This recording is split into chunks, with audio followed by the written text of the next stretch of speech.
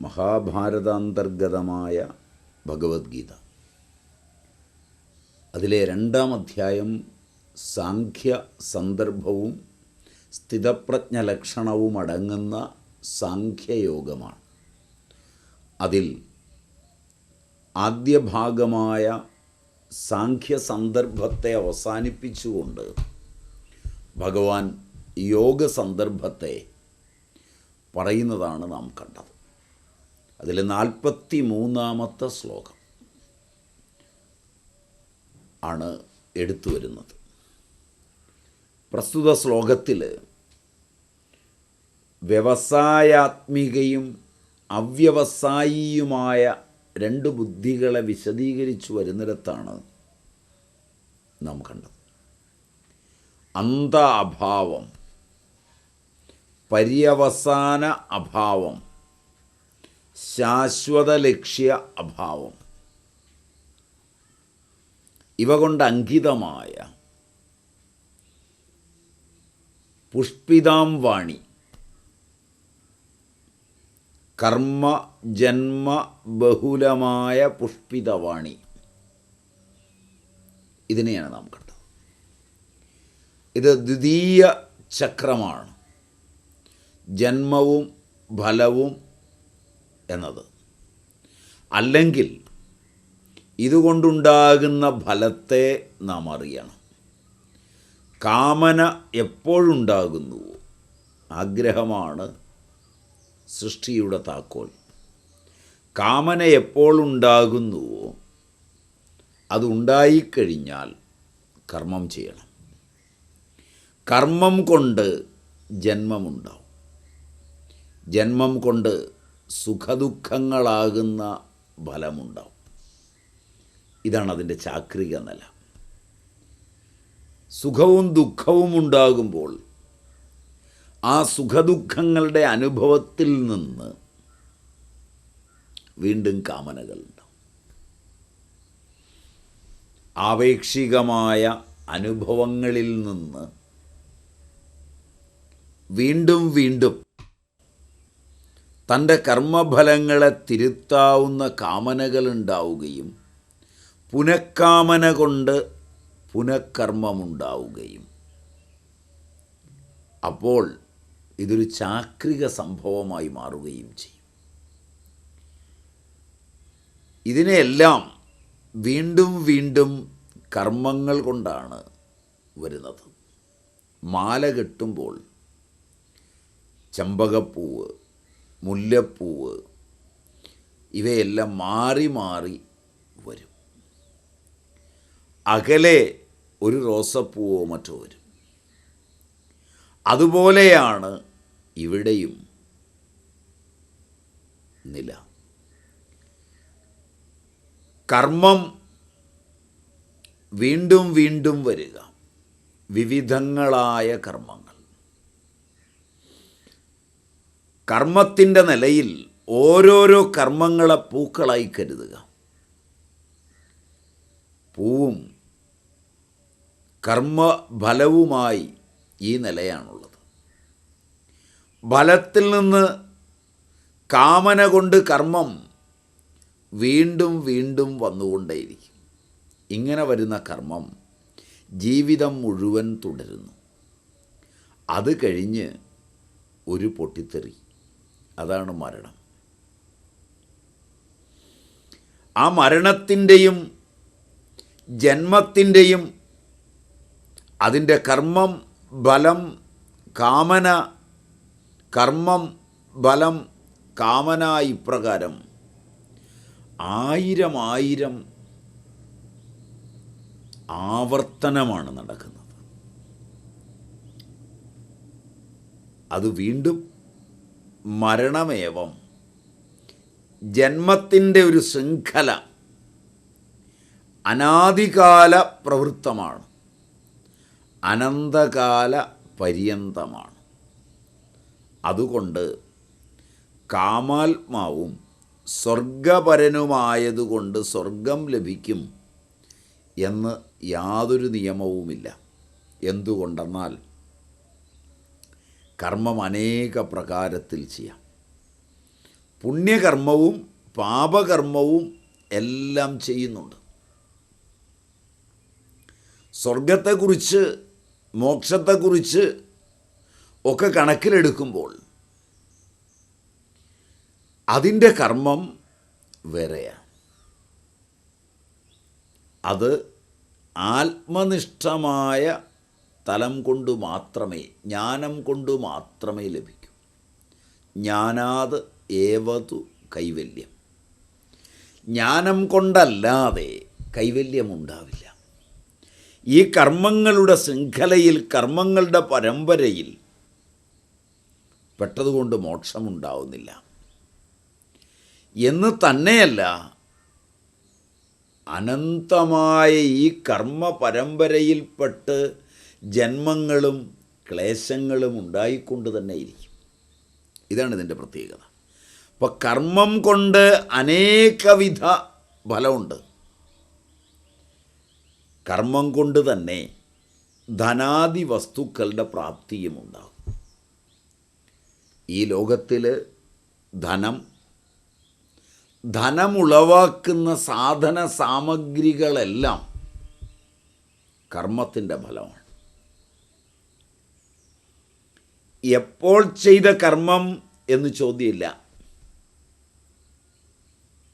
എപ്പോഴെങ്കിലും ചെയ്ത കർമ്മം പൂവണിയുമ്പോഴാണ് ഫലമുണ്ടാകുന്നത്. ജീവിതത്തെ ഇന്ന സമയത്ത് തുടങ്ങി ഇന്ന സമയത്ത് അവസാനിക്കുന്നതാണ് എന്ന് കൃത്യമായൊരു കണക്ക് പറയാനാവില്ല. ഈ അനിശ്ചിതാവസ്ഥയെ ഉൾക്കൊള്ളാതെ വരുമ്പോഴാണ് ഇത്രാം തീയതി ജനിച്ചു, ഇത്രാം തീയതി മരിച്ചു, അതുവരെയുള്ള കർമ്മങ്ങളുടെയും ചിന്തകളുടെയും ജീവിത വ്യാപാരത്തിൻ്റെയും അടിസ്ഥാനത്തിൽ കാര്യങ്ങളെ കാണാൻ ശ്രമിക്കുന്നത്. മാതാപിതാക്കളെ അവലംബിച്ച്, അവരുടെ ധനം, അവരുടെ വിദ്യാഭ്യാസം ഇവയെ അവലംബിച്ച് കുറച്ച് കാര്യങ്ങളിൽ സമാധാനം ലഭിക്കുമ്പോൾ ഏതാണ്ട് തീരുമാനമായി. പാരമ്പര്യത്തിന് വലിയൊരു ഘടകമുണ്ട്, മാതാപിതാക്കൾക്ക് വലിയൊരു ഘടകമുണ്ട്. അതുകൊണ്ട് അവരെ അവലംബിച്ച് നന്മതിന്മകളെ തീരുമാനിക്കാം എന്ന പക്ഷവും സൂക്ഷ്മ നിരീക്ഷണം ചെയ്താൽ പലപ്പോഴും തെറ്റിപ്പോകും. ഞാൻ ചെയ്ത കർമ്മങ്ങളെ ജനനം മുതൽ മരണം വരെയുള്ളതിനെ അവലംബിച്ച് എൻ്റെ കർമ്മമാണ്, ഈ ജന്മത്തിൽ ഞാനെടുത്ത കർമ്മങ്ങളാണ് എൻ്റെ സുഖദുഃഖങ്ങൾക്ക് കാരണമെന്ന് നിയമപരമായി ചിന്തിച്ചാൽ അപ്പോഴും കണക്കുകൾ തെറ്റും. ഈ ലോക ജീവിതത്തിൽ വളരെ മര്യാദക്കാരും വളരെ നല്ലവരും വളരെ ശ്രദ്ധിച്ച് ജീവിക്കുന്നവരുമായ അനേകം പേർ ക്ലേശബഹുലമായി ജീവിക്കുന്നുണ്ട്, ദുഃഖികളായി മാത്രം കഴിയുന്നുണ്ട്. പരമദുഷ്ടന്മാരായി ഈ ജന്മത്തിൽ ജീവിതം ആരംഭിച്ച് ജീവിച്ചു കൊണ്ടിരിക്കെ പരമസുഖത്തിൽ ജീവിക്കുന്നവരുണ്ട്, ഒന്നിനുമല്ലല്ലാതെ. ഭൗതികരീത്യ മനുഷ്യ സംതൃപ്തിയുടെ കാര്യകാരണ പടലമഴിച്ച് ഒരാൾ പഠിക്കാൻ ഒരുങ്ങുമെങ്കിൽ പാരമ്പര്യ ഘടകങ്ങൾക്ക് പൂർണ്ണസ്ഥാനം കൊടുത്ത് അതുകൊണ്ടാണിത് എന്ന് ദൃഷ്ടകർമ്മങ്ങളെ മാത്രം അവലംബിച്ച് പറയാൻ പറ്റാത്ത വിധം സങ്കീർണമാണ് ഈ നിയമം. 2, ഒരു വ്യക്തിയുടെ കർമ്മം ദൃഷ്ടകർമ്മം, അതിനെ അവലംബിച്ച്, ദൃഷ്ടം മാത്രത്തെ അവലംബിച്ച് കാണാവുന്ന കർമ്മം, ലോകത്തിന് പരിചയപ്പെടാവുന്ന കർമ്മം, ലോകർക്ക് പരിചയമുള്ള ആ വ്യക്തി അയാളുടെ ജീവിതക്രമത്തെ അവലംബിച്ച് നീതിപൂർവകമായ ഒരു നിയമം ഈ ലോകത്ത് ഉണ്ട് എന്ന് പറയാൻ പറ്റാത്ത വിധം സങ്കീർണമാണ് സുഖദുഃഖങ്ങൾ. കയ്യിലെ ധനമാണ് എല്ലാ സുഖദുഃഖങ്ങളുടെയും അടിസ്ഥാനം. അതുകൊണ്ട് ധനം അവലംബിച്ച് ധനാദികളെ വച്ചുകൊണ്ട് ഒരു സിദ്ധാന്തമുണ്ടാക്കി ധനമാണ് സുഖദുഃഖങ്ങളുടെ കാരണമെന്ന് തീരുമാനിച്ചാൽ അവിടെയും ശരിയാകാത്ത ആയിരം നിയമങ്ങൾ കാണാം. സങ്കീർണമാണ്. വീണ്ടും മാനമാണ് വ്യക്തിജീവിതത്തിലെ സുഖദുഃഖങ്ങളുടെ കാരണമെന്നെടുത്താൽ അതും ഏതാണ്ട് സങ്കീർണമായി തീരുകയാണ് ചെയ്യുന്നത്. ഒടുവിൽ തനിക്ക് കണക്കുകൂട്ടുവാൻ കഴിയുന്ന വ്യക്തിയുടെ ഭൗതികമായ അറിവ്, വ്യക്തി സമ്പാദിച്ചു കൂട്ടിയ സ്ഥാനമാനങ്ങൾ, വ്യക്തിക്ക് ജന്മം കൊണ്ട് കൈവശം ലഭിച്ചിട്ടുള്ള ധനധാന്യാദികൾ, വ്യക്തിയുടെ ഈ ജന്മത്തിലെ കർമ്മകലാപങ്ങൾ, വ്യക്തി ജനിച്ച രാജ്യം, ജനിച്ച കാലഘട്ടം, ജനിച്ച വീട്, ബന്ധുജനങ്ങൾ, പരിചയക്കാർ, ഇങ്ങനെ എല്ലാം അപഗ്രഥിക്കുമ്പോഴും അനിശ്ചിതത്വമല്ലാതെ സുനിശ്ചിതത്വം സംജാതമാകുന്നില്ല. ഇങ്ങനെ അപഗ്രഥിക്കാതെ ജീവിക്കുന്നിടത്തോളം അപകടമില്ല. ജീവിച്ചു തീർക്കുന്നു എന്ന മട്ടിൽ പരിപൂർണ അജ്ഞനായി ഒരുവൻ ജീവിക്കുന്നു എങ്കിൽ അവനെ സുഖദുഃഖങ്ങൾ അത്രയധികം ബാധിക്കുന്നുവെന്ന് പറഞ്ഞുകൂടാ. എന്നാൽ പൂർണ്ണവിജ്ഞനായി ഇത് അദൃഷ്ടമാണ് എന്ന് വ്യക്തമായി അറിഞ്ഞ് അദൃഷ്ടമായ ദൈവത്തെ, തൻ്റെ ജന്മജന്മാന്തര പ്രാപ്തങ്ങളായ കർമ്മങ്ങളെ ദൈവം എന്ന് നനച്ച് ഇരിക്കുന്നവനും അശാന്തി സംജാതമാകുന്നില്ല. ഇതിനിടയിൽ ഏതെങ്കിലും ഒന്നാണ് കാരണം എന്ന് ശഠിച്ച് അത് ലോകരോട് പറഞ്ഞ് ലോകത്തെ മുഴുവൻ തെറ്റിദ്ധരിപ്പിച്ച് ഈ കാരണങ്ങൾ ഉണ്ടാകാൻ ശ്രമിക്കുന്ന സാമൂഹ്യ പ്രവർത്തകരും ഇതുണ്ടാക്കാൻ ശ്രമിക്കുന്ന മാതാപിതാക്കളും ഈ വഴിയെ സഞ്ചരിച്ചാൽ സുഖം വരും എന്ന് തീരുമാനിച്ചുറച്ച് നീങ്ങുന്ന കർമ്മികളുമെല്ലാം നിരന്തരമായ സുഖദുഃഖങ്ങളുടെ വേലിയേറ്റങ്ങളിൽ പെടുമ്പോൾ സർവപ്രതീക്ഷയും തകരുകയും ജീവിത വ്യാപാരം എന്തെന്ന് നിശ്ചയിക്കാൻ കഴിയാതാവുകയും അനിശ്ചിതത്വത്തിൻ്റെ രംഗവേദിയിൽ പെടുമ്പോൾ കോപതാപാദികളും ദുഃഖങ്ങളുമെല്ലാം അവനെ വേട്ടയാടുകയും സ്വന്തം സങ്കൽപ്പനങ്ങളും സ്വന്തം തീരുമാനങ്ങളും തകരുന്നിടത്ത് അതിൻ്റെ ശവപ്പറമ്പിൽ നിന്ന് ദുഃഖിയായി ജീവിക്കേണ്ടി വരികയും ചെയ്യുന്നു. ഇത് ആധുനിക മനുഷ്യൻ്റെ എല്ലാ രംഗത്തുമുള്ള ജീവിതത്തിൻ്റെ നിരന്തരമായ അനുഭവമാണ്. ജീവിതാനുഭവത്തിൻ്റെ നൈരന്തര്യങ്ങളിലൂടെ സുസൂക്ഷ്മം ഒരാൾ കടന്നു പോകുന്നു എങ്കിൽ സാമൂഹ്യ മണ്ഡലങ്ങളിൽ, സാംസ്കാരിക മണ്ഡലങ്ങളിൽ, കൗടുംബിക തലങ്ങളിൽ ധനസമ്പാദനത്തിൻ്റെ ലോകങ്ങളിൽ, രാഷ്ട്രീയ മണ്ഡലങ്ങളിൽ ഒക്കെ പ്രവർത്തിക്കുന്ന വ്യക്തികളോട് അവരുടെ ഏകാന്തതയിൽ അല്പമിരിക്കാനിടയാകുന്നൊരു വേളയിൽ ചെന്ന് ചോദിച്ചു കഴിഞ്ഞാൽ പുറകോട്ട് തിരിഞ്ഞു നോക്കി താങ്ങൾ ചെയ്ത കർമ്മങ്ങളുടെ മേൽ തങ്ങൾ പുലർത്തിയ ആധിപത്യവും ആ കർമ്മങ്ങൾക്ക് മുമ്പുണ്ടായിരുന്ന അവരുടെ കാമനയിലെ ഈടുവയ്പും ആ കാമനയ്ക്കനുസരിച്ച് ബുദ്ധിയെയും മനസ്സിനെയും ഇന്ദ്രിയങ്ങളെയും താൻ സമ്പാദിച്ചു കൂട്ടിയ ധനത്തെയും ചുറ്റുപാടുകളെയും പരിചയക്കാരെയും ഇണക്കിച്ചേർത്ത് കണക്കുകൂട്ടി ചെയ്ത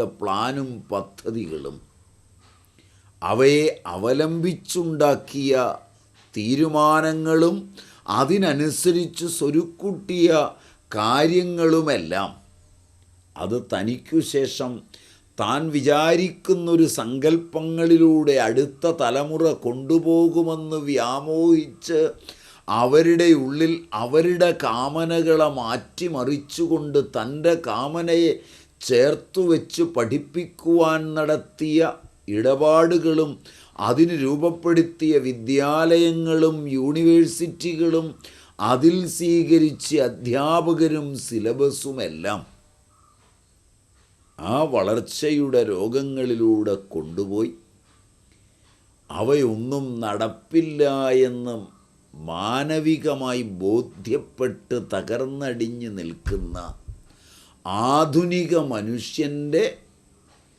ജീവിതത്തെ നോക്കുമ്പോഴാണ് നാം തിരിച്ചറിയുന്നത് ഇതിൻ്റെ കണക്കുകൾ വേറെയാണ്. ഈ ചിന്തയുടെ പശ്ചാത്ഭൂമി വേറെയാണ്. ഇതിലേതിനെ അവലംബിച്ചുകൊണ്ട് കർമ്മത്തെ രൂപപ്പെടുത്താൻ ഒരുങ്ങിയാലും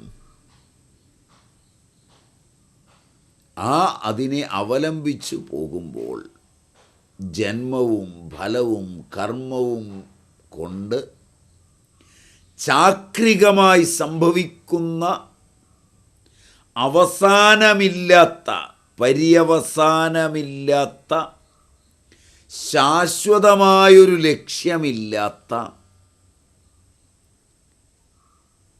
ഈ കർമ്മങ്ങളുടെ പരമ്പര, ഇതിനെയാണ് വളരെ ശക്തമായി പൂർവപക്ഷമാക്കിക്കൊണ്ട് വൈദികി ശ്രുതി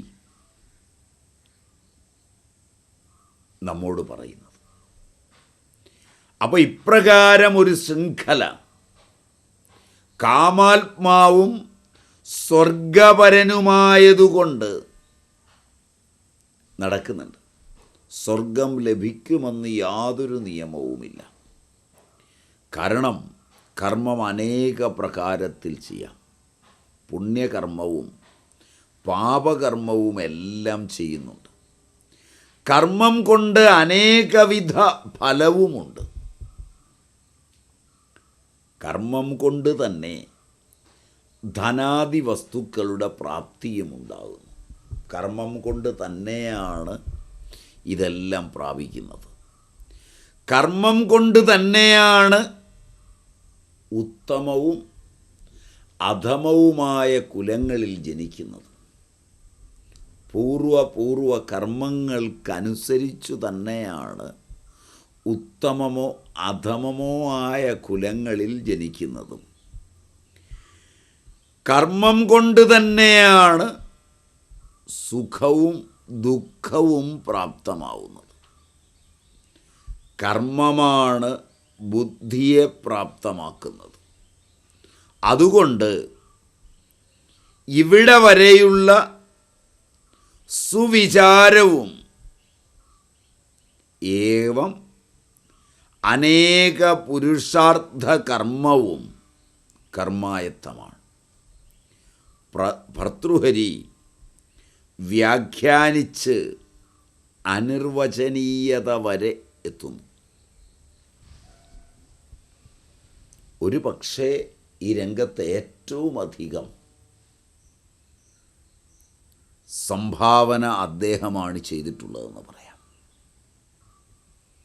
മാനവജന്മത്തിൻ്റെയും ജീവിതത്തിൻ്റെയും കർമ്മത്തിൻ്റെയും പശ്ചാത്തലത്തിൽ ഓരോരോ മാനബിന്ദുക്കളെയും പ്രത്യേകമെടുത്ത് അപഗ്രഥിച്ചു നോക്കി അനിർവചനീയത വരെ എത്താൻ കർമായത്തം ഫലം പുംസാം ബുദ്ധി കർമാനുസാരിണി തഥാപി സുധിയാ ഭാവ്യം സുവിചാരൈവ കുർവത. കർമായത്തം ഫലം പുംസാം ബുദ്ധി കർമാനുസാരിണി തഥാപി സുധിയാ ഭാവ്യം സുവിചാരൈവ കുർവത. സുഖദുഃഖാദിഫലം അതാകട്ടെ കർമായത്തം തന്നെയാണ്. കർമായത്തമാണ് സുഖവും ദുഃഖവും. ബുദ്ധിയും കൂടി കർമാനുസാരിയാണ്. ബുദ്ധി കർമാനുസാരിണി. ചിലർക്ക് സദ്ബുദ്ധി ഉണ്ടാവുന്നതും ചിലർക്ക് അസദ്ബുദ്ധി ഉണ്ടാവുന്നതും അതുകൊണ്ടാണ്. ഈ ലോകത്ത് ബുദ്ധിയെ നിയന്ത്രിക്കുന്നതും ഒക്കെ സമഷ്ടിയിലേക്ക് ഓരോ വ്യക്തിയും അർപ്പിച്ച കർമ്മം സമഷ്ടി സുഷുപ്തിയിലെത്തി പുനർരൂപാന്തരപ്പെട്ട് പ്രാരബ്ധരൂപേണ വികസിച്ചു വരുന്നതാണ്. അതിനെ ആസ്പദമാക്കി ചിലരുടെ ബുദ്ധി സദ്ബുദ്ധിയാകുന്നു, ചിലരുടേതാകട്ടെ അസദ്ബുദ്ധിയുമാകുന്നു. അപ്പോൾ അസദ്ബുദ്ധിക്കും സദ്ബുദ്ധിക്കും കാരണമായിത്തീരുന്നതും കർമ്മം തന്നെയാണ്. ചിലരുടെ ബുദ്ധി വേഗതയുള്ളതും തീഷ്ണവും വേഗതയേറിയതുമാണ്. വളരെ പെട്ടെന്നാണ് കാര്യങ്ങളെ കണ്ടുപിടിക്കുക. ചിലരുടേതാകട്ടെ മന്ദമാണ്, വളരെ പതുക്കെ. ആളുകൾ പറയും അവനൊരു ട്യൂബ് ലൈറ്റാണ്, സ്വിച്ചിട്ടാൽ തെളിയാൻ സമയമെടുക്കുന്ന പോലെ അവൻ്റെ ബുദ്ധി പ്രവർത്തിക്കുവാൻ സമയമെടുക്കും. അപ്പോൾ ബുദ്ധിയുടെ ഈ വിളയാട്ടം എന്തുകൊണ്ടാണ്? ഈ ലോകത്ത് ബുദ്ധി സമാനമായവർ തമ്മിലല്ല പലപ്പോഴും ചേർന്നു പോകുന്നത്. അസമാനങ്ങളായ ബുദ്ധികളോടുകൂടിയവർ ചേർന്നു വേണം ഭരിക്കാൻ, അവർ ചേർന്നു വേണം കർമ്മങ്ങളെ ചെയ്യാൻ, അവർ ചേർന്ന് വേണം കുടുംബം കൊണ്ടുപോകാൻ, അവർ ചേർന്ന് തന്നെ വേണം രാഷ്ട്രങ്ങൾ കെട്ടിപ്പടുക്കാൻ. ഏവം വിധമായ കർമ്മത്തിന് കാരണമായ സത്പന്ഥാവിനെ നമുക്കായി കൊണ്ടുരുവിട്ടു തന്ന പരിണതപ്രജ്ഞനും ക്രാന്തദർശിയുമായ വ്യാസൻ്റെ അകത്തളത്തിൽ നിറഞ്ഞു നിന്ന ശ്രീകൃഷ്ണ പരമാത്മാവിൻ്റെ പാവനപാദങ്ങളിൽ ഭക്തിപ്രസയപൂർവം പ്രണമിച്ച് ഈ ഭാഗം ഉപസംഹരിക്കാം.